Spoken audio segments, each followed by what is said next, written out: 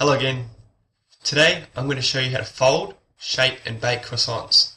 Now there's a popular belief that they're quite hard to make, but with a bit of time and effort you'll have some nice crispy croissants in no time. Sweet as, we'll get into it. The first thing we need is a lightly floured work surface. It needs to be quite well floured, otherwise the pastry will stick to it, causing it to tear, and we won't want that to happen.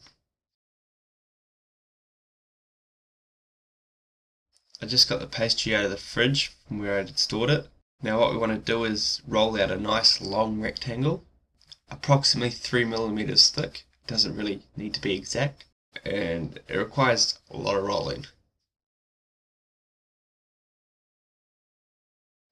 Okay, so once that's done, we're going to perform the first of our 3 folds. We fold one corner 2/3 of the way across and then the other third over it.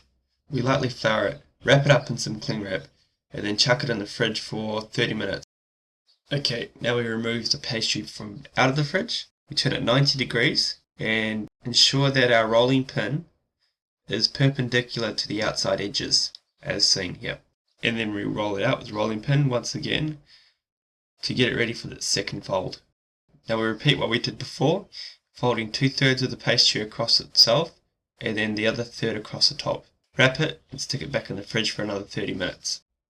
Okay, so we're doing the same thing again. We're going to be rolling it out into its long rectangle and preparing it for its final and last fold.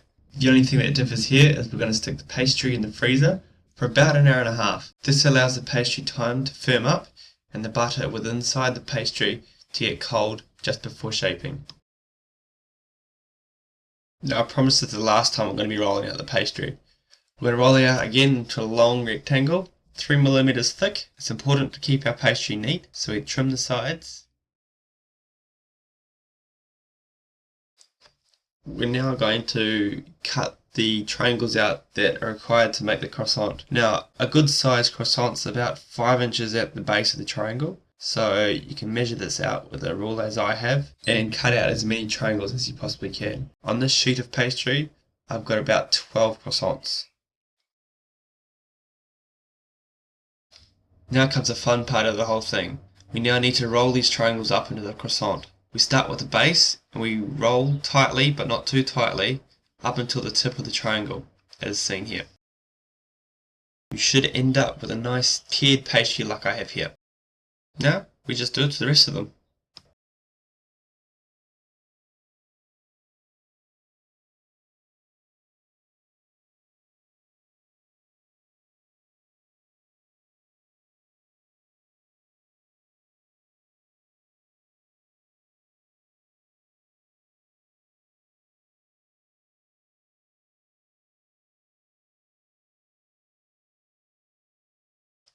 We can now just place all these little croissants on a lined baking pan. To shape the croissants more like you would see in a shop, simply pull the ends in towards each other like I have done in the middle section. That sort of creates a horseshoe shape.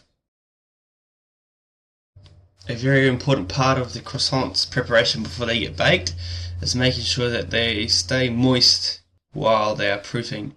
So in order to do this, I've used milk here because I ran out of eggs.